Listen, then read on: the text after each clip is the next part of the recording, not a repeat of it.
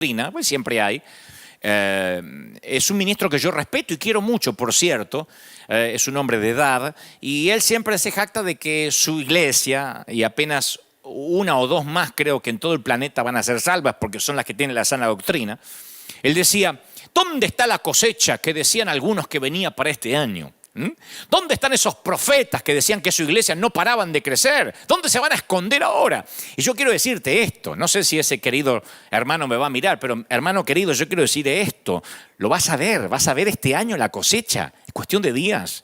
Es verdad, el 2020 es el tiempo de la cosecha. Hasta tu iglesia, que no crece hace años, va a crecer, si es que lo crees. Pero de verdad te digo, y no solo, bueno, si no lo crees lo vas a ver pasar, como tantas veces te pasó. Pero si no, lo vas a creer y lo vas a ver. Esto es una palabra que yo digo de verdad. La cosecha del 2020 va a ser la más grande de la historia. Ayer me decía alguien, o antes de ayer me decía, cuando prediques el domingo, por favor, danos ánimo. Bueno, este es el ánimo que viene de parte del Señor. Hoy las iglesias, las sinagogas, las mezquitas, los templos, yo creo que todos, sin distinción, porque no quiero decir nosotros las iglesias cristianas evangélicas, yo creo que todos se están preparando para dar la bienvenida y proteger a los desamparados. Algunos tendremos o tendrán la sana doctrina, otros no, pero todas las iglesias están prestas para abrir sus puertas y va a venir una gran cosecha. Y aquellos que tengamos una palabra y aquellos que tengamos la presencia de Dios en nuestra nave, vamos a poder acogerlos, ayudarlos, restaurarlos, solidificarlos. Y aquellos que no estén listos para la cosecha se la van a perder, pero viene una cosecha muy grande. Digo, porque algunos ahora es cuando dicen, no, es que los que decían cosecha, ¿dónde están ahora? ¿Cómo que viene? Va a ser grandioso. Esto va a ser como luego del famoso 9/11, del 11 de septiembre, donde el mundo cambió tal como lo conocíamos y las iglesias empezaron a crecer. Iglesias, congregaciones grandísimas empezaron a crecer a partir de aquella tragedia del día que el mundo cambiaba y lo veíamos por televisión. Esto es igual, la gente se está volviendo a Dios. Hace poco, la semana pasada, yo estaba en la oficina, estábamos preparando esta acción de salir a dar de comer a la gente y ayudar.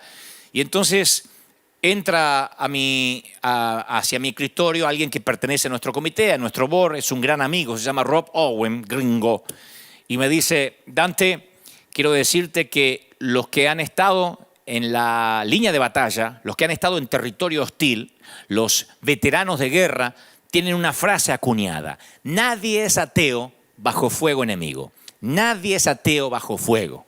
Por eso yo titulé este mensaje, nadie es ateo bajo fuego. Nadie lo es. No hay un solo ateo que persista en no creer en Dios cuando estas cosas empiecen a suceder. Nadie. Todo el mundo quiere volverse a Dios.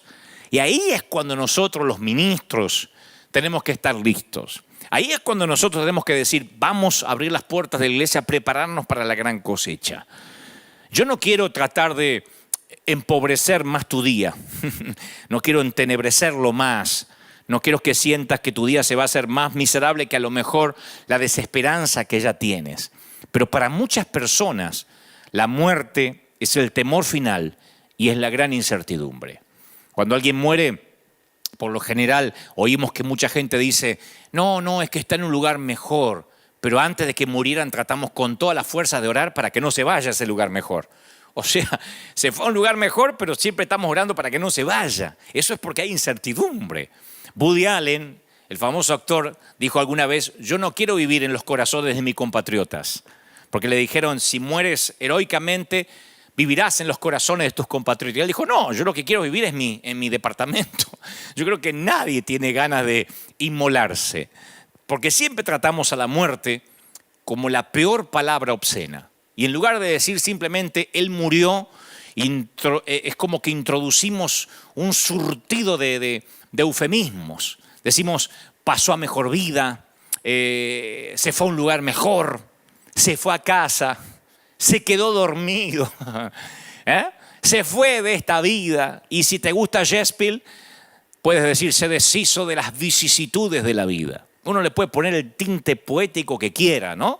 Hay una página de internet que enumera 200 maneras de decir muerte sin mencionar la palabra muerte. 200 maneras de decir o referirte a la muerte sin decirla explícitamente. Y yo pregunto, ¿por qué la gente desperdicia su aliento inventando nombres refinados para la muerte? Es que pretendemos que la gente no se va a morir y cambiamos el tema cuando se trata de discutirlo. Y luego los despachamos de esta vida en corredores de hospital blancos, esterilizados, asépticos, sacándolos de casa rápido, de lo familiar. En Italia veíamos esta semana camiones militares llevando a cientos de cuerpos para cremar y obviamente nos espanta ver eso. Veíamos que no hay lugar, no está el típico desfile de funerarias, no está el típico entierro, sino que se los coloca en camiones militares como en los tiempos de la Segunda Guerra Mundial. Y la mayoría de nosotros, cuando ve eso, hace todo lo posible para evitar que nuestros ojos no vean la realidad de la muerte. Hay un querido amigo que hace poco yo le conté, le dije, mira lo que está pasando, me dice, no quiero hablar, no quiero pensar en la muerte. Por eso Joseph Bailey dice que la muerte es el gran nivelador de los poderosos y de los humildes. La muerte no tiene favoritos y por sobre todo no hace tratos. Ahora ustedes dirán, pero esto no me está alentando. Yo sé que hay gente que está diciendo, esto no me alienta. Yo llamé a mis seres queridos para que te vean ahora en vivo y no los estás alentando.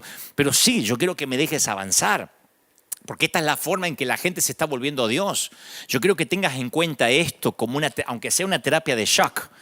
El mismo día que en Italia, como pasó, si no me equivoco, creo que el viernes o ayer sábado, en el mismo día que en Italia mueren 890 personas por este virus, 26.263 personas murieron de cáncer, 24.641 murieron de enfermedades cardiovasculares, 4.000 personas, 4.300 para ser exactas, murieron de diabetes. Incluso los suicidios fueron 28 veces superiores a las muertes por este virus. Los mosquitos matan 2.740 personas al día. No estoy inventando. Los mosquitos matan 2.740 personas al día. Los humanos matan en asesinatos 1.300 personas diariamente. Las serpientes matan 100 personas cada día. No estoy minimizando el virus. Lo que estoy diciendo es que la muerte no es un intruso recién llegado al planeta. Lo dije el domingo pasado. Esta pandemia es el efecto colateral de algo que nació en el huerto del Edén.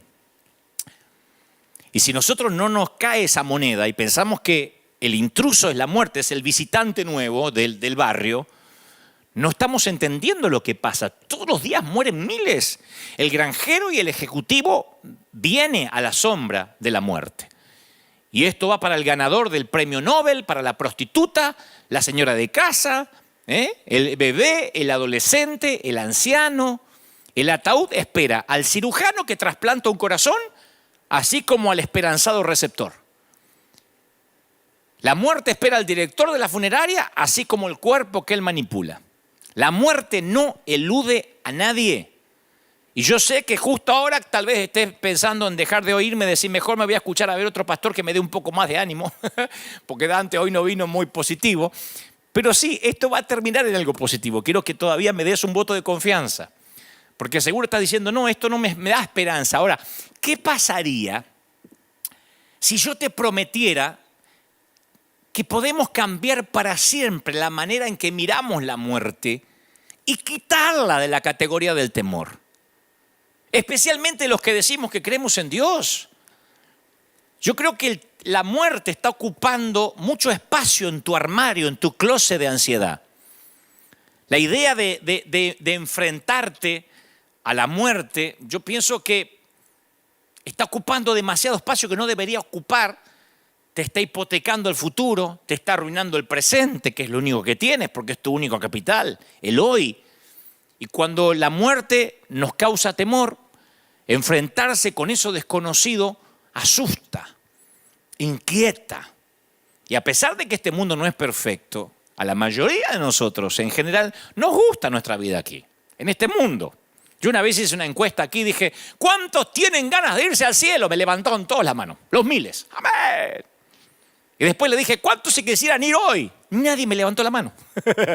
O sea, como dice un contador de cuentos en Argentina, Luis Landricina, el querido Luis Landricina, todos creemos en la vida eterna, pero nadie tenemos apuro, ¿no? Yo creo que soñamos con cosas que queremos hacer aquí y todavía queremos tiempo para disfrutar de la familia, para disfrutar de los amigos. Lo que pasa es que la vida aquí es familiar y es conocida, pero hay mucho acerca de la eternidad que es desconocido y eso nos inquieta. Es más, yo tengo que ser honesto y decirte que hasta hace unos pocos años yo tampoco pensaba mucho en el cielo. Y mucho menos anhelaba irme ahora. Yo decía, no, yo tengo cosas para hacer, aparte tengo la vida por delante. Como yo siempre bromeo con nuestra congregación, apenas tengo 30 y tantos años, porque yo no cuento la edad que ya viví, sino los años que me quedan. Sin embargo, empecé a pensar mucho en la muerte cuando mis hermanos fallecieron. Mis hermanos, uno de 46, casi para 47, partió con un infarto fulminante. Y la partida de mi mamá a la eternidad, 40 años de que después Dios la sanó, Dios le regaló 40 años de salud a mi mamá. Allá en el año 1975 Dios la sanó de cáncer.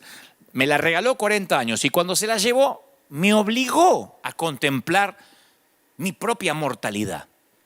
Porque yo también pensaba que nadie se iba a morir en casa. Estamos acostumbrados a la vida, nacer es normal, respirar lo es. Reír, abrazar, besos a la hora de ir a la cama es normal. Pero no fuimos hechos para decir adiós. El plan original de Dios no tenía despedidas. Nada de última exhalación, de crematorio, de último latido del corazón. El plan original de Dios decía nada de virus. Nada de mocos que pueden contaminarte, nada de mascarillas o tapabocas. La muerte es el intruso en la historia. Desde el huerto del Edén. Pero esto no es que yo estoy cambiando el mensaje ahora, lo decimos cada domingo. La muerte es el intruso de toda la vida. El polizonte en nuestro barco, el que no encaja. ¿Por qué Dios habría de darte un compañero de vida para luego llevárselo? ¿Por qué Dios va a llenar una cuna para luego vaciarla? Me lo preguntan a diario. Los mismos que se congregan aquí en River Arena. No importa cómo lo pongas, el adiós no tiene sentido. Y para algunos, la palabra Dios es el desafío de su vida. Porque pasar por esto es pasar por tiempo de soledad, de pena. Yo sé que hay gente que tiene ahora la esperanza drenada. Se le drenó la fortaleza. Hay gente acá que me está mirando en cualquier parte de Italia, que hablaré de eso en unos momentos, a Argentina, a México. Ahora no hay países que estén escapando a esto. Yo sé que hay gente que no le pasa esto ahora, que ya hace años que duermes solo en una cama para dos, que te mueves por tu casa en medio de un aplastante silencio, o que te sorprendes pronunciando su nombre o tratando de tomarle la mano por la noche buscándolo en la cama cuando ya no está. Yo estoy hablándole a la gente cuya muerte inesperada de un ser querido te agotó el espíritu. Y te sientes aislado como si estuvieses en cuarentena mucho antes que lo determinaran los gobiernos. Me escribió esta semana una dama que me dice, Dante, antes que mi presidente decretara la cuarentena, yo ya vivo en cuarentena hace años. Salgo nada más a la tienda o al mercado a comprar lo que necesito, pero tengo una cuarentena en el alma. Para muchos se sintieron como gatos encerrados. No puedo ir a jugar a la pelota, no puedo ir al bar, a los amigos. Otros dicen, yo a partir de esa muerte vivo en una pena continua, en un dolor continuo, en una cuarentena que no se me va. Y entonces esta palabra es para ti. Esta palabra es para los que la muerte no le es alguien nuevo. No le es alguien que apareció ahora junto con las noticias en CNN o con los comunicados de prensa del presidente. Hay de los que dicen, sí, yo sé lo que la muerte duele. La Biblia no teme hablar de la muerte, porque la Biblia la llama por lo que es. La palabra muerte aparece cientos de veces en nuestras escrituras. Y los términos bíblicos a veces hablan de morir directamente, de muerte, pero algunos también son refinados y poéticos. Génesis 49, 29 dice, me uniré con mis antepasados. Te recogeré con tus padres y serás llevado al sepulcro en paz. Dice Segunda de Reyes 22, 20. Y el siguiente versículo yo creo que es, a mi humilde criterio, el más bello en cuanto a lo que la Biblia menciona respecto a la muerte. Dice, al Señor le conmueve profundamente la muerte de sus amados. Salmo 116, 15. El escritor de los Hebreos lo resume sin rodeo. Dice, cada persona está destinada a morir una vez y después vendrá el juicio. O sea que la cuenta regresiva para la muerte comienza desde el nacimiento. Y diré esto, aunque no suene correcto, tú y yo estamos muriendo en este mismo momento. El reloj de arena nunca sube, siempre baja. El calendario va de izquierda a derecha y de enero a diciembre, nunca al revés. El tiempo no tiene botón de rebobinado. Estamos todos los días envejeciendo un poco. Y aunque la muerte comienza cuando nacemos, la vida comienza cuando nacemos de nuevo mediante la fe en Cristo. Por eso es vital que ahora todo el mundo levante los ojos al cielo. Qué paradoja cuando las iglesias están cerradas. Pero los que podemos predicar en línea, que hay muchos pastores que lo están haciendo, tenemos que decirle a la gente, este es el momento para nacer de nuevo. Porque muchos cristianos tienen la noción equivocada que la vida eterna va a comenzar cuando mueran. Y la vida eterna comienza cuando nacemos de nuevo, cuando aceptamos a Jesús en el corazón, cuando nos arrepentimos de los pecados, cuando lo reconocemos como su suficiente Salvador. Este es el momento de hablar de evangelismo. Yo decía el domingo pasado, este no es el momento de disculpar a Dios. No tenemos que ponernos frente a una cámara a reprender espíritus de coronavirus, que esto no viene de Dios, que esto viene del diablo, porque eso hasta hace ver pusilánime a Dios. Como que esta pulseada la está ganando Satanás. No hay que disculpar a Dios. No, este momento hay que predicar de salvación, de volver a Dios. Hay que decir, podrías morir. Porque todo el mundo está muriendo. Sea por el coronavirus, por el cáncer, por la diabetes, porque te pica una serpiente, porque resbalas en la bañera, por una ACV, por lo que sea. Porque te asesinan para robarte algo. Todo el mundo se está muriendo y puedes que te vayas a la eternidad sin Cristo. Por eso Jesús lo define de esta manera. Él dice, la manera de tener vida eterna es conocerte a ti y al único Dios verdadero y a Jesucristo, a quien tú enviaste a la tierra, dice Juan 17:3. O sea, que si conoces a Dios a través de Jesucristo, entonces empiezas a vivir la vida eterna ahora mismo, aunque no hayas muerto físicamente. Y eso es lo que tenemos que decir. Y que si experimentas la vida eterna ahora mismo, la muerte no es más que una interrupción de una vida que no tiene fin.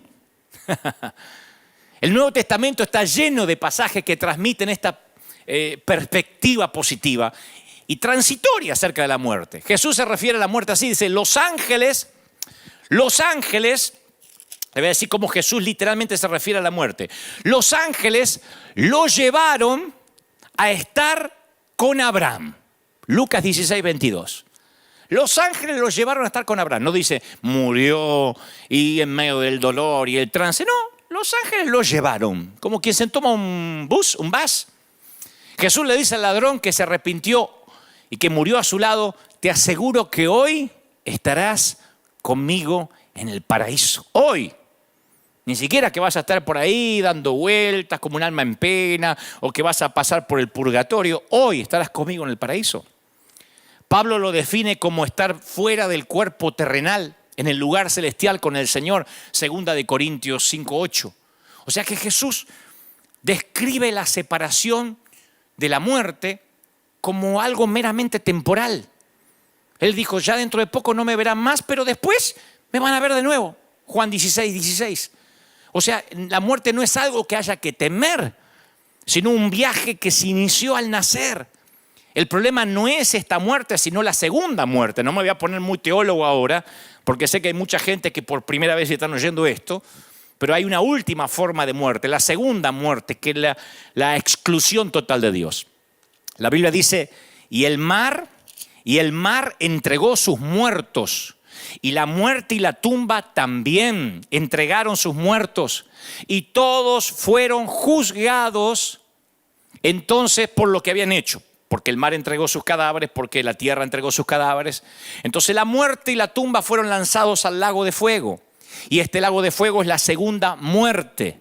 Y todo el que no tenía su nombre registrado en el libro de la vida fue lanzado al lago de fuego. Apocalipsis 20:13. Yo intento hacer que este tema se entienda usando una pequeña fórmula matemática. Si solo naciste una vez, vas a morir 2 veces. Pero si has nacido 2 veces, tendrás que morir solamente una. Así que lo diré otra vez. Si solo naciste una vez, morirás 2 veces. Y la segunda muerte es el problema. Cuando serás juzgado y ahí uno es lanzado al lago de fuego. El infierno es real, tan real como el cielo. Pero si naciste 2 veces y al segundo nacimiento se le llama aceptar a Cristo en el corazón, entonces morirás una sola vez. O sea que moriremos físicamente, pero después nunca más volveremos a morir. A esto se le llama la verdadera vida eterna, que uno no tiene miedo a un virus, al cáncer, con cosas que pueden venir, porque el Señor dijo: en el mundo tendréis aflicción. Pero a esto el Señor se refiere cuando Él dijo: yo soy la resurrección y la vida, y el que en mí cree vivirá aún después de haber muerto. Más claro, échale agua, che. Todo el que vive en mí y cree en mí jamás morirá. Aún después de que haya muerto, va a vivir. Todo el que vive en mí no va a morir. O sea que después de estar sentado al lado de cientos de lechos de muerte por mi tarea que me toca eventualmente hacer hace una década, yo he visto un patrón recurrente. La gente con una fe fuerte tiende a morir en paz. La gente que tiene una fe fuerte, el morir es algo que sabe, lo pone un poco triste porque se despide de sus hijos, de sus nietos, pero le dice: hasta luego, nos vemos. Se van con una paz, es real. Yo he estado despidiendo personas, acompañándolos en el último capítulo antes de irse a la eternidad, al más allá. Se van con una paz que es imposible describir con palabras. Y la gente sin fe tiende a morir en temor, en tormento. Por eso dije que el título de este mensaje: nadie muere ateo bajo fuego, nadie. Lo saben los veteranos de guerra. Cuando el fuego enemigo, cuando estás en el territorio hostil y las granadas enemigas explotan cerca tuyo, nadie deja de decir: Dios mío. Y el que nunca fue a la iglesia le pide al que tiene una pequeña Biblia metida en el bolsillo: ora por mí. Y cuando está allí muriéndose, por lo general no pasa como Hollywood lo retrata, que le dice: dile a mi novia que siempre la amé. Por lo general lo primero que piden es por su alma. No se acuerdan de la novia, no se acuerdan necesariamente de la suegra, se acuerdan del Señor. Y dicen: tú que eres cristiano, dime, tengo una oportunidad allí en el último aliento. Nadie muere ateo bajo fuego. Nadie muere ateo con una pandemia. Entonces, si nosotros, los que predicamos, entendemos esto, estaremos ante las puertas de la mejor cosecha de la historia, del apogeo de la iglesia como nunca antes. Por eso yo empecé este mensaje diciéndole a aquellos que dicen: ¿dónde estaba la cosecha que predecían? Ahora la vamos a ver. Yo oí una historia acerca de un hombre que va al médico y cuando se va, va a un examen de rutina. El médico le dice: mire, después que tenga los exámenes yo lo voy a llamar con los resultados. Y un par de días después el médico lo llama y le dice: mire, caballero, tengo los resultados y tengo que darle algunas malas noticias. Entonces el hombre se pone pálido y le dice: bueno, dígame, estoy sentado, dígame. Le dice: bueno, tiene 24 horas de vida. ¿Se imaginan cómo recibe la noticia el otro hombre, no? Y dice: no me digas. Y dice: sí, pero tengo una noticia peor. Y le dice el caballero: ¿y qué puede ser peor? ¿Qué puede ser peor que tener 24 horas de vida nada más? Y dice: es que estoy tratando de llamarlo desde ayer. Y llamadas como esa ocurren no solo en los chistes malos. Hay un montón de médicos haciendo llamadas similares todos los días con noticias fatales. Todos los días. Ver fotografías de doctores llorando en Italia, de enfermeros frustrados, agarrándose la cabeza porque no pueden detener tanta mortandad, nos golpea, pero básicamente nos hace ver que la muerte ha estado viviendo con nosotros desde que nacemos y hemos sido tan torpes algunos que hemos creído que a nosotros nunca nos va a pasar. De hecho, así decíamos, o así decían algunos cuando esta pandemia comenzó. Tranquilo, que esto le pasa a los viejitos, como si no tuviéramos padres, ¿no?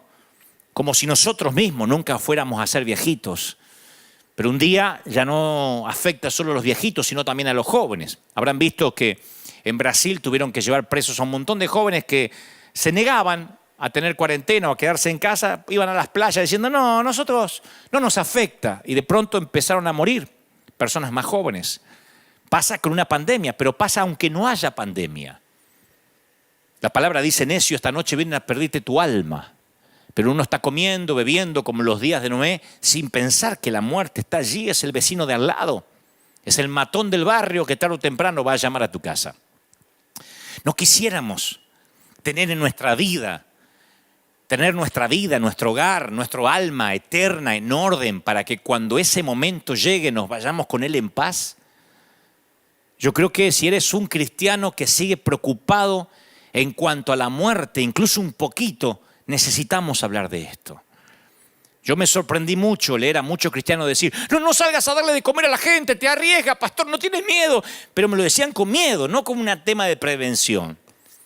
Y yo le respondí, sí, tomamos las precauciones necesarias, no somos unos kamikazes, pero hay dos maneras de enfrentar el futuro, con miedo o con fe. El futuro, las pandemias, la vida, el matrimonio, los hijos, el funeral, todo. O con fe o con miedo. Entonces, puedo comprender que los ateos ahora tengan miedo y vamos a capitalizar ese miedo, aunque suene feo, para conducirlos a aquel que quita el temor. Pero no puedo entender que aquellos que se congregan domingo tras domingo, que se saben todos los coros de Hillsong, de Jesús Adriano, de Menganito, de Elevation, estén con miedo. Ay, y si nos agarra la pandemia, a miedo, de verdad tienen miedo a morir. No estoy diciendo que no se prevengan. Soy el mismo tipo que dijo el domingo pasado, prevenir es como ponerse el cinturón de seguridad cuando uno sube al auto o al avión. Está bien, pero de ahí a que nos muramos de miedo, a que tengamos temor. Si nuestra vida está en orden, ¿por qué deberíamos tener temor? Cuando Jesús salió de la tumba abierta el domingo de resurrección, la derrota de Satanás fue total. Su arma de muerte había sido destruida. Y ahora Satanás tiene que conformarse con ganar las batallas chiquititas, las pequeñas, porque la guerra que comenzó la perdió para siempre. La última esperanza del diablo es convencerte en que vivas como si la victoria de Cristo nunca hubiese ocurrido. Al enemigo le encantaría que estuvieras esclavizado con temor a la muerte. Cumple la cuarentena, pero no tengas temor. Porque si tú le temes a la muerte, tu miedo se basa en una mentira. La muerte es devorada por la victoria de Cristo. ¿Dónde está muerte tu victoria? ¿Dónde, oh muerte, tu aguijón? ¿Dónde está sepulcro tu aguijón? Yo estoy convencido que nada nos va a separar de lo que Dios hizo por nosotros. Nada nos puede separar. De hecho, la palabra lo dice claramente, ni la muerte, ni la vida, ni los ángeles, ni demonios, ni los temores, ni las pandemias, ni las preocupaciones del mañana, ni los poderes del infierno nos van a separar del amor de Dios. Ahora es cuando todos en las casas deberían repetir estas palabras. Tanto que a los pastores nos gustan decir, dígale al que está a su lado. Ahora deberíamos repetir. Ningún poder en las alturas, ni en las profundidades, ni nada en toda la creación podrá separarnos del amor de Dios que es revelado en Cristo Jesús nuestro Señor, le dice Pablo a los Romanos 8:38. Entonces uno como cristiano ahora tiene que decir, bueno, a ver, ¿qué nos está mostrando el Señor? Digo a los cristianos, que nadie muere ateo bajo fuego. Que nadie muere ateo bajo fuego. Y los que tenemos a Cristo y tendremos que morir de una forma u otra, lo haremos en paz, lo haremos elegantemente, Lo haremos con nobleza. Si yo me tengo que morir, lo haré con nobleza, de pie. Sea con una ACV, sea con un cáncer, con la pandemia, voy a prevenir como me prevengo siempre y cuido mi salud, porque este es el templo del Espíritu, pero sin miedo, sin temor. La iglesia es la que tiene que tranquilizar a la gente. Y Dios se ocupó que nuestros edificios por ahora estén cerrados, de modo que nosotros como iglesia podamos tranquilizar a la gente a nivel vecino, en la calle, si nos toca ir a la tienda, a la farmacia. No sumarnos al temor. Porque si nos hubiésemos quedado dentro de los edificios estaríamos repitiendo las mismas frases absurdas de que Dios está contigo, que nada te va a pasar, que la sangre te cubre, empodérate. Ahora no estamos en los edificios, hay que convivir con los que tienen miedo. Y tenemos que decirle que no hay que temer. El 7 de diciembre de 1941, el reverendo Peter Marshall tuvo un discurso a los cadetes de Anápolis. Fue cuando ocurría el famoso Día de la Infamia, cuando se estaba desarrollando en Pearl Harbor el momento literalmente que estaba en llamas por un ataque enemigo. Y entonces este oficial, que además es doctor, que además es reverendo, porque tiene todo, es un hombre que Dios lo ha usado mucho, además es militar, además sabe de medicina, dio el discurso a los muchachos que estaban allí, que iban a sacrificar la vida por el país. Y él cuenta una historia rápidamente de un niño moribundo, una historia real, un chiquito que tiene una enfermedad terminal, que le preguntó a su mamá, mamá, ¿cómo es morir? ¿Duele? ¿Va a dolerme morir? Y la madre suspiró, pensó un momento qué decirle, le dice, mira, ¿te acuerdas cuando eras más pequeño y jugabas mucho y te quedabas dormido en la cama de tu mami? Te despertabas de alguna manera y a la mañana te encontrabas en tu cama. Había pasado que tu papá llegó con sus brazos grandes, te había levantado, te había desvestido, te puso el pijama mientras dormías y no te dabas cuenta. Así es la muerte, es despertarte en tu propia habitación. Por eso tal vez creo que ningún versículo de las Escrituras nos va a dar una imagen más consoladora que aquel Salmo 23, el Salmo del pastor por excelencia, que ya lo saben, ¿no? Aunque ande en valle de sombra y de muerte, no temeré mal alguno porque tú estarás conmigo. Tu vara y tu callado me infundirán aliento. Lo hemos dicho algunos desde la escuela dominical. Pero nos cuesta entender que la muerte no es un destino, es un viaje. Cuando yo ande, cuando yo pase, hay una versión que David dice, cuando yo pase por el valle.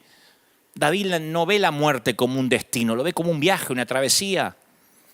No habla de una cueva, de un camino sin salida, porque yo he escuchado a muchos cristianos, no, esto es un camino sin salida y vamos a morir todos. Él habla de un valle. Y un valle es que tiene una abertura en ambos extremos, una apertura en ambos extremos. Y el énfasis está en por, aunque vaya por valles, indica un estado temporal, una transición, un camino brillante adelante, un futuro esperanzador. Y para los cristianos los problemas siempre son temporales. Para nosotros tenemos que decirle a la gente, esto es temporal. Me decía el otro día alguien, no digas que esto va a pasar. ¿Cómo no? Esto tiene fecha de caducidad. Dejaré de predicar si esto no pasa. Tiene fecha de caducidad. Porque para los cristianos todo lo que pasa es temporal. Y las bendiciones para los cristianos son eternas. Grábatelo. Los problemas para los que creemos en Cristo son temporales y las bendiciones son eternas. Para los ateos las bendiciones son temporales y los problemas son eternos. Para el que no tiene a Dios, el auto de alta gama es temporal. La casa, la mansión en Beverly Hills es temporal. Hubo un príncipe que se contagió el coronavirus. O sea, es príncipe, vive en un palacio, sangre real, linaje sanguíneo azul. Y todo es temporal. Su problema es eterno. En cambio nosotros podemos tener problemas temporales, pero las bendiciones son eternas. Mi querido, para Dios no hay callejones sin salida en sus mapas. No hay puntos muertos en su voluntad. No hay calles ciegas en su guía.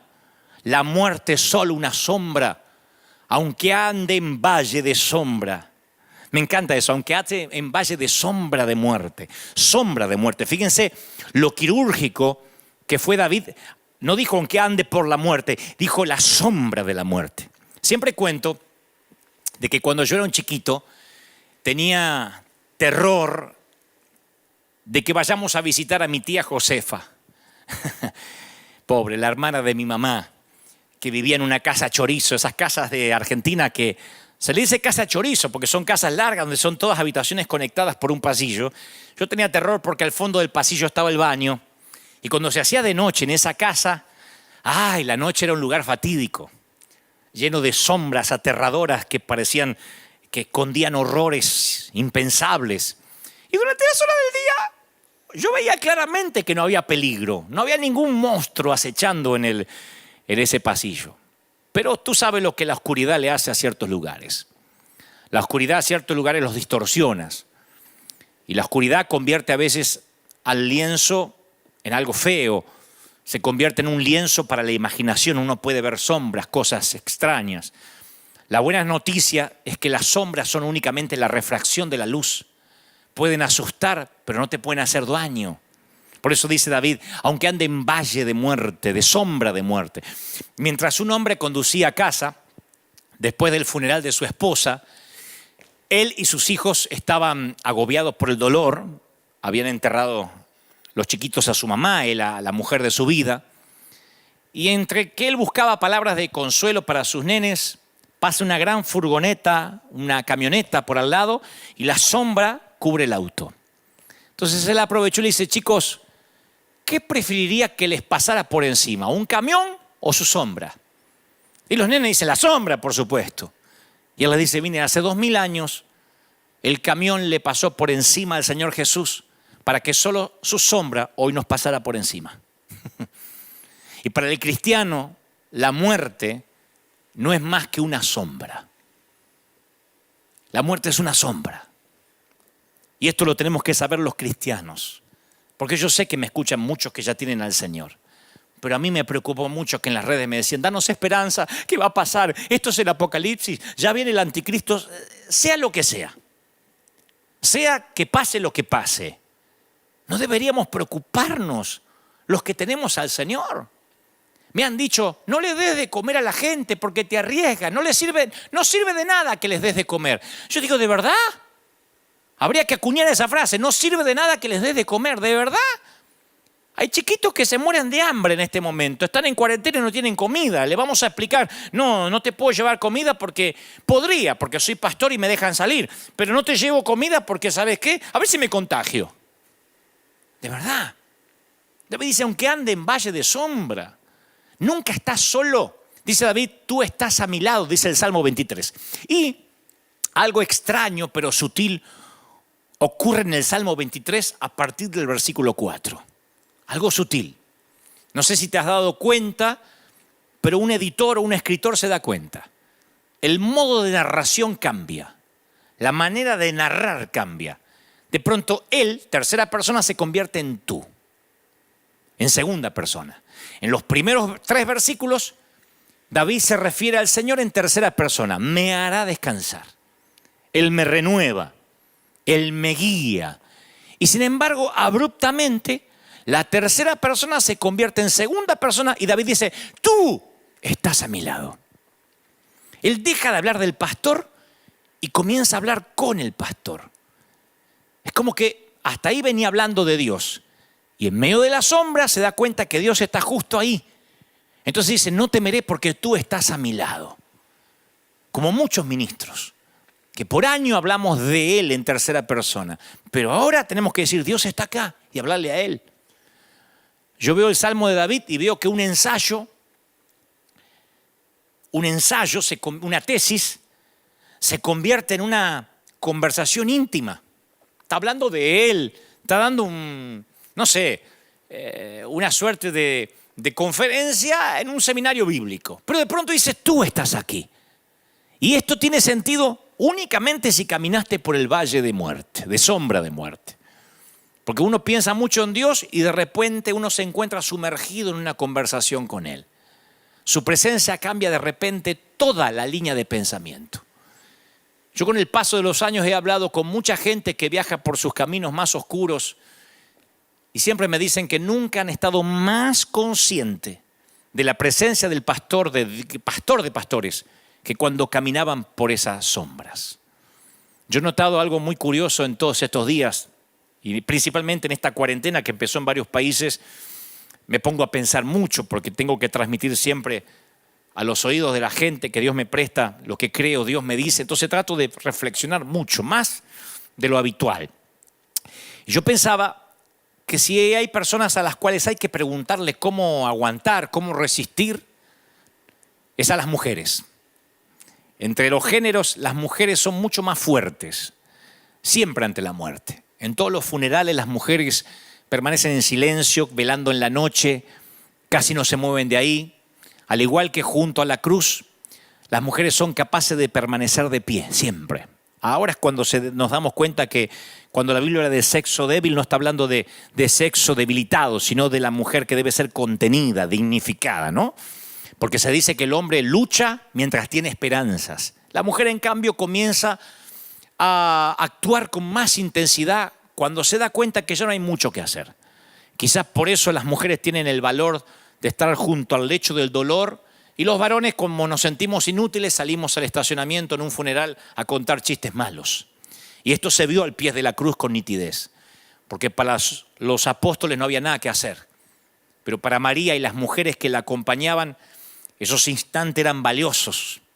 Y querían compartir esos instantes, grabarlos en su mente con sensibilidad maternal, sensibilidad femenina. Ahí las fuertes, ustedes van a ver que al pie de la cruz y en la tumba de Jesús, las fuertes eran las mujeres. Porque lo femenino se caracteriza por su capacidad de espera. Por eso pueden quedar embarazadas.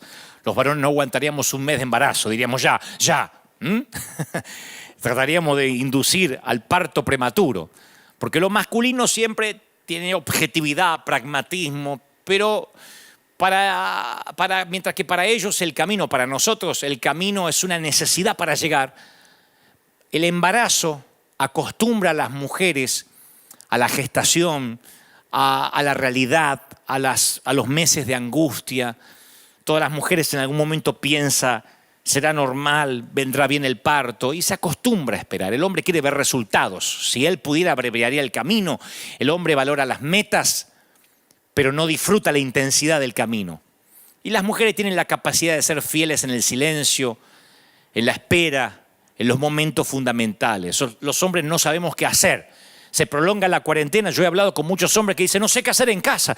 Tengo que escuchar a mi mujer. Tengo que estar con mis hijos. Y las mujeres están ahí. Hay mujeres que ahora están mirándome diciendo, sí, yo ya vivo en cuarentena. Salgo de tanto en tanto, pero yo estoy criando chiquititos, no me puedo mover. Les hablo a las mujeres que para ir al baño tuvieron que hacerlo por años o por meses con la puerta entreabierta para mientras estar controlando al chiquito. Los varones sabemos esperar menos.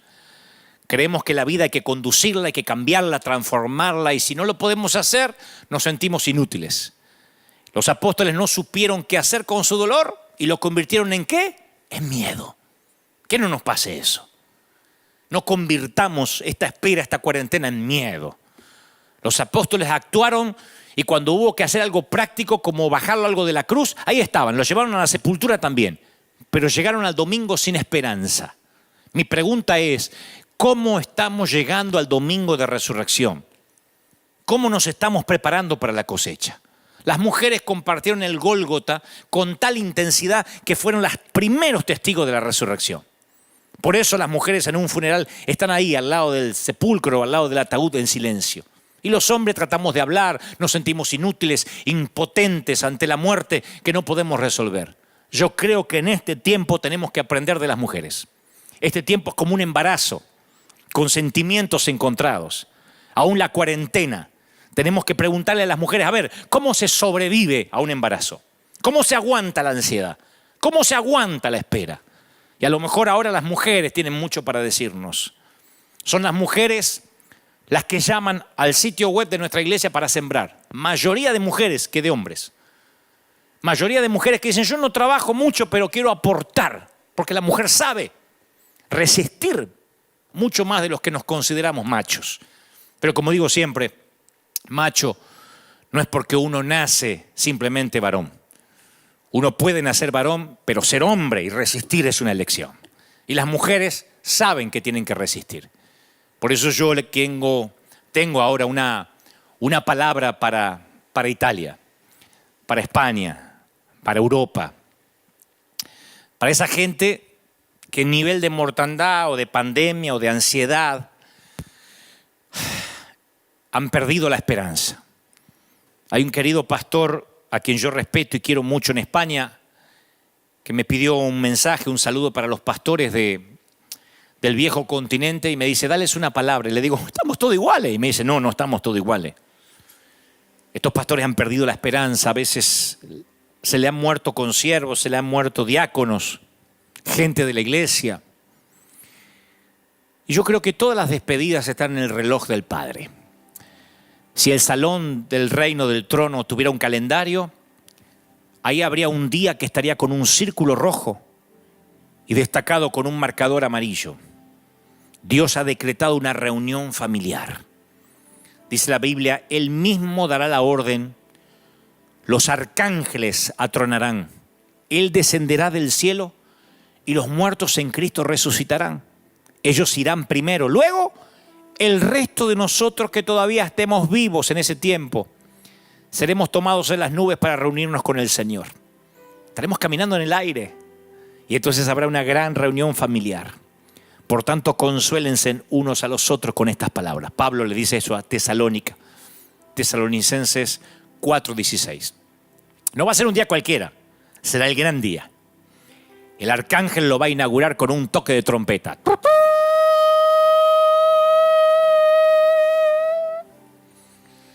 Y miles de ángeles van a aparecer en el cielo. Los cementerios, el mar, los funerales, los hospitales entregarán sus muertos. Y Cristo aparecerá una segunda vez, pero ya no para lidiar con el pecado, sino para salvar a quienes hayan estado esperando, como las damas en el embarazo. Eso dice Hebreos 9:28. Todo ojo le verá. Por eso dije al principio de este mensaje, nadie muere ateo bajo fuego.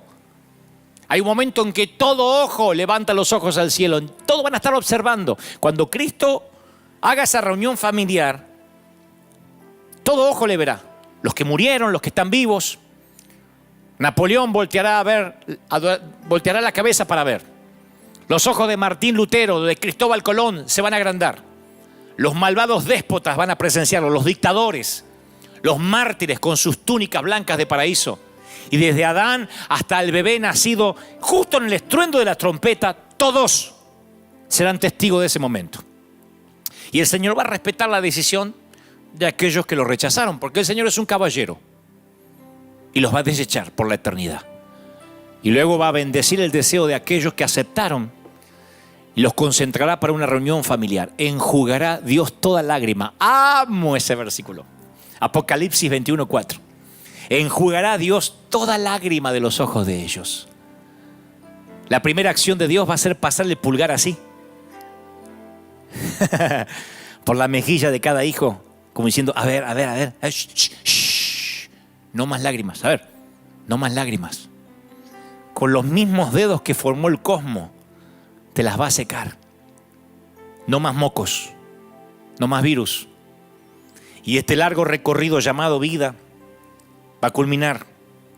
Y los vas a ver a ellos, Por eso dije que este mensaje va para mis queridos amigos italianos, españoles, chinos. Habrá una gran reunión familiar con el Maestro. Por tanto, aliéntense con estas palabras. Tu futuro con quien tuviste que despedir es mucho más grande que el pasado que viviste con él. Esto se lo digo a los pastores, a ese querido pastor que me escribió que acaba de despedir a su mamá infectada. La muerte parece que a veces se lleva demasiado. Claro, porque no sepultamos solo un cuerpo, sino el matrimonio que nunca se efectuó, los nietos que no vamos a conocer, los años dorados que nunca conocimos, sepultamos sueños. Pero en el cielo esos sueños serán realidad, porque Dios prometió la restauración de todas las cosas. Hechos 3:21 dice, Él restaurará todas las cosas. Y todas las cosas incluyen las relaciones. En el libro El cielo es real, cuenta la historia de un chiquito que durante su internación por una apendicitis, mientras estaba inconsciente, fue al cielo. Esto se hizo hasta devino en una película, en un filme. Y el papá de este chiquito, llamado Colton, habla al momento cuando este nene de 4 años le dice a su mamá, mamá, en tu barriga murió una bebé, ¿no? Los papás nunca le habían dicho, nunca le habían mencionado al niño de esa pérdida. Él era demasiado chiquito como para que procesara esa información. Y la mamá le dice, ¿quién te contó que murió una bebé en mi barriga? Y el nene le dice, el Señor me lo dijo. Y la nena me lo dijo, la bebé, me dijo que había muerto en tu barriga. Pero está bien, ella se encuentra bien, mamá. Dios la adoptó. La mamá le dice, ¿quieres decir que Jesús la adoptó? No, mami, Jesús no, su papá lo hizo. Y los ojos de la mamá se iluminaron y le dijo, ¿y cómo se llama la bebé? ¿Cuál es su nombre? Y dice, no tiene nombre. Me dijo que ustedes nunca le pusieron un nombre. Y está ansiosa porque tú y papá vayan al cielo a ponerle uno. Alguien está diciendo lo mismo respecto a ti en el cielo. Hay gente anhelando el día en que Dios haga esa reunión familiar.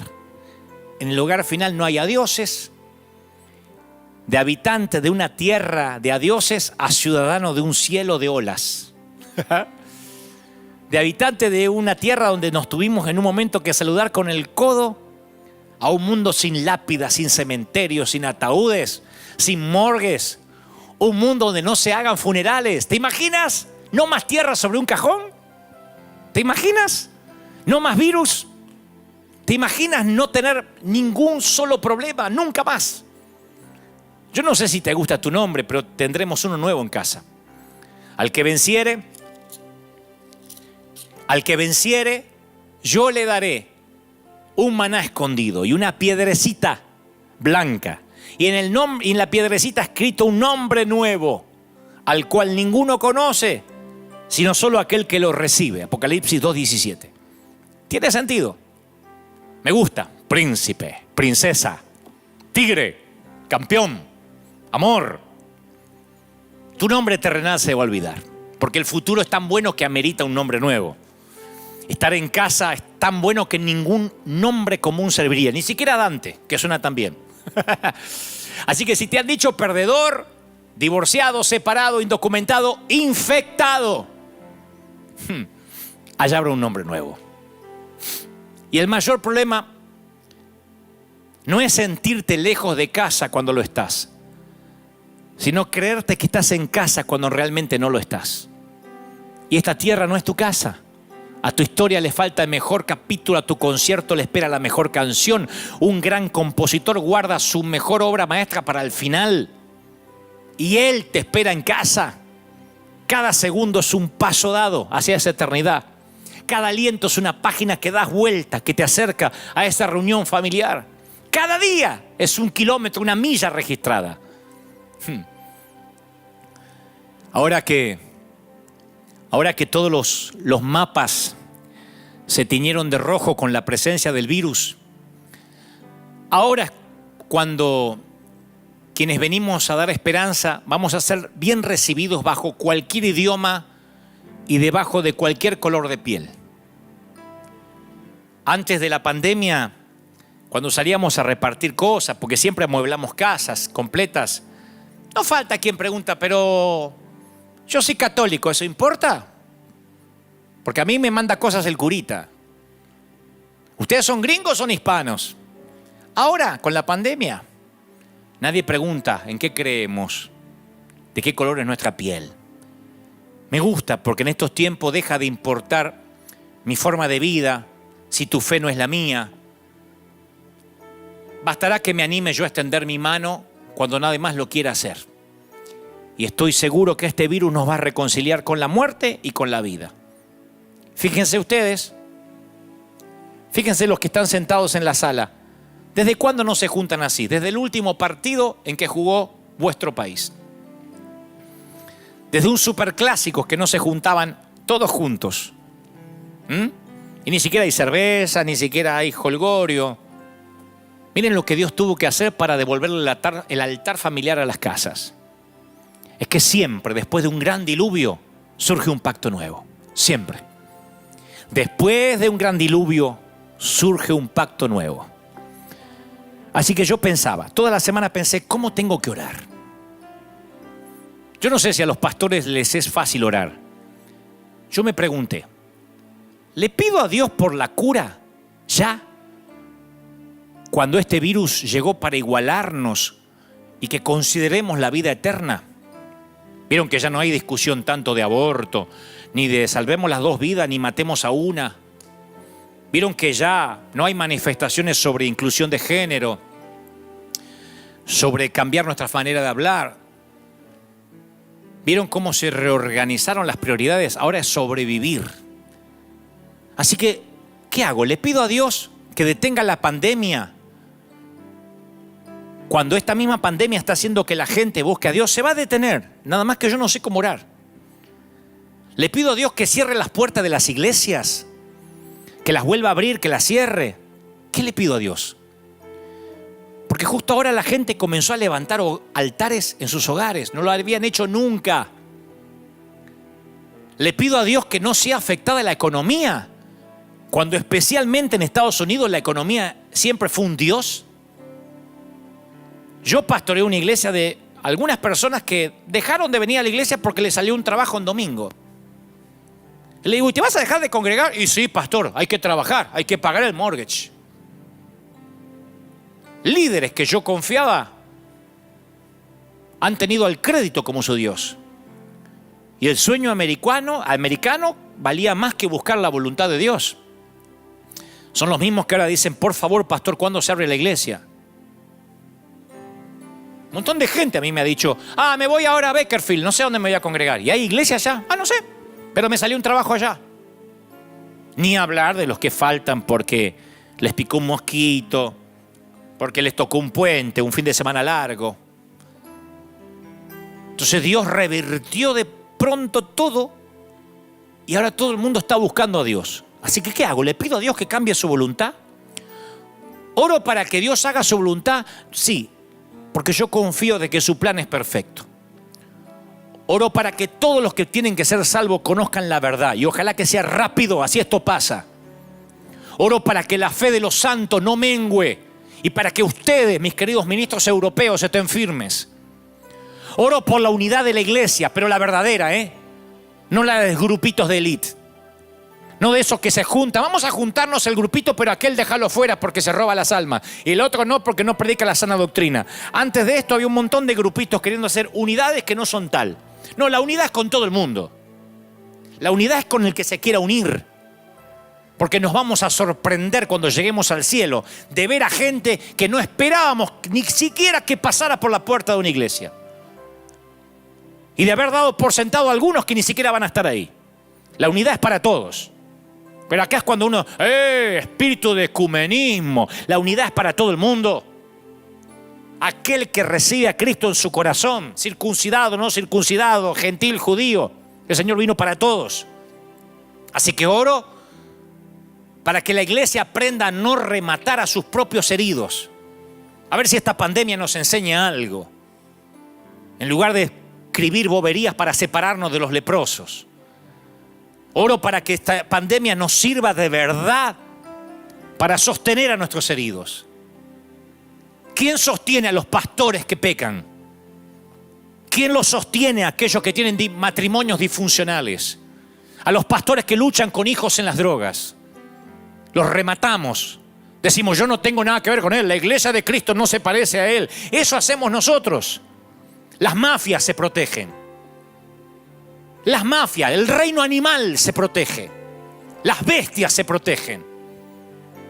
Y en medio de una pandemia a lo mejor empezamos a entender que todos, independientemente si nos caemos bien o no, estamos haciendo lo mismo, predicando el evangelio. Todos. Y usa a grandes teólogos como esos que están del otro lado y a burros como este servidor. Así que lloro porque la pandemia nos enseña unidad de la de verdad. Nadie muere ateo bajo fuego enemigo. Pero también me dijo este veterano, y siempre el que está a tu lado es tu amigo, no importa si es negro, blanco, amarillo. Siempre es tu hermano de sangre. En una guerra se genera una hermandad tan grande que no hay diferencias, no hay peleas. Hace poco yo vi a alguien tratando de justificar, como dije, que su congregación es la mejor y tiene la sana doctrina, y dijo, ¿por qué nadie profetizó esta pandemia? ¿Dónde están los profetas? ¿Y dónde está la cosecha que decías que iban a venir? Y yo te voy a decir así. Te voy a responder con la palabra. El oficial real, en cuyo brazo se apoyaba el rey, respondió al hombre de Dios y dijo, mira, si aún Dios hiciera ventanas en los cielos, ¿podría suceder lo que estás diciendo? Fue cuando el profeta dijo, mañana todo el mundo estará comiendo en medio de una hambruna.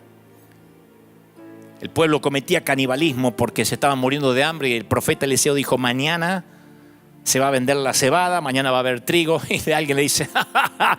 ¿Qué cosecha? Ni aunque Dios abriera la ventana de los cielos, esto iba a pasar. Siempre hay gente así. Hasta el mismo Moisés le dice al Señor, ¿cómo vas a alimentar a 600.000 hombres? Son 600.000. Los discípulos le dicen a Jesús, ¿de verdad? ¿Quieres que le demos de comer nosotros? ¿Has visto que el niño tiene apenas unos pancitos y unos peces? Pero Eliseo miró a este caballero que no quería creer y le dijo, bien, tú verás la cosecha con tus ojos, pero no vas a comer de ello. Así que viene la mejor cosecha de la historia, porque siempre, luego de un diluvio atroz, surge un pacto nuevo. Y como dijo aquel veterano, nadie es ateo bajo fuego enemigo. Disfruta la cosecha. Créela para que no seas uno de los pocos que la vean y no la puedan comer. Yo estoy esperando. River Church está esperando la cosecha. Por eso salimos y por eso estamos expectantes. Y a veces me pongo un poco duro, sí, porque estoy harto. Creo que varias cosas convergen. Tengo 51 años vividos, 30 en el alma, 25 en ideas. Y creo que 18 en resistencia. Pero tengo 51 años cronológicos, 30 años de servir a Dios y 30 años de contemplar también idioteces. Milagro de Dios e imbecilidades, porque la estupidez humana, como dijo alguien, no tiene límites. Entonces hay un momento en que estoy harto y quiero aprovechar estos momentos en que tengo vuestros oídos para decir las cosas como son. Sin vueltas, sin eufemismos. Esto nos tiene que hermanar, ministros. Nos tiene que aunar. Porque ahora todos, la iglesia de Elevation, aquí Rick Warren, Joel Osteen, Guillermo Maldonado, Cash Luna en Guatemala, todos aquellos que nosotros nos llenamos la boca, falso profeta y aquel, el otro, Dante Gebel, todo el mundo, estamos predicando que hay esperanza, que hay salvación. Y el mundo va a levantar los ojos buscando al Señor y nos va a ver a nosotros. Y nos tiene que ver unidos, juntos. Porque nadie muere ateo cuando hay fuego enemigo. Y siempre después de un diluvio atroz surge un pacto nuevo. Si estás ahí por primera vez, quiero que repitas conmigo. Lo único que tienes que hacer para perder el temor a la muerte y ser parte de los que vivimos eternamente, si quieres ser inmortal como este servidor, que claro, algún día de esta tierra me voy a ir, pero va a ser un abrir y cerrar de ojos. No importa cómo me vaya, seguiré viviendo. Si quieres ser de los míos, si quieres que nos estrechemos en un abrazo donde no haya dioses y donde 3 gotas de mucosidad no te pueden contagiar, donde no se usa tapaboca y te puedes saludar con un gran abrazo, repite conmigo: Señor Jesús, te acepto como mi Salvador. Gracias por morir por mis pecados. Escribe mi nombre en el libro de la vida. Quiero perder el temor a la muerte. Y si me toca partir, ahora o en algunos años, quiero hacerlo en paz. Quiero que tus ángeles me lleven a la gran reunión familiar. Sálvame de la segunda muerte. Dame un segundo nacimiento. Amén. Y ahora sí, juntos. Antes de despedirnos, gracias por haber estado ahí. Gracias por haberme acompañado. No sé qué nos va a deparar el día de mañana. Basta el día con su afán. Si esto cambia, estaremos, como les dije, en nuestros 2 servicios habituales a las 9 y a las 12, aquí en 201 East de la calle Broadway, en Anaheim, California. Si no cambia, volveré a estar aquí, Dios mediante, si Dios me da salud, y así Dios lo permite, el domingo que viene a las 11 de la mañana, a partir de las 11, hora de la costa oeste de los Estados Unidos. Padre, yo bendigo a los que están del otro lado. Bendigo a los que vieron esta transmisión. Declaro, Señor, que la mayor bendición para un ser humano aquí en la tierra sea derramado. Oramos por Europa, oramos por Asia, por África, por Oceanía, por todo el continente americano. Declaramos los 5 continentes, que se hará tu voluntad, que el pueblo se volverá a ti, que levantaremos los ojos y nos humillaremos y nos volveremos a ti. Primeramente los ministros, luego los que sirven, luego los que se asisten a la iglesia.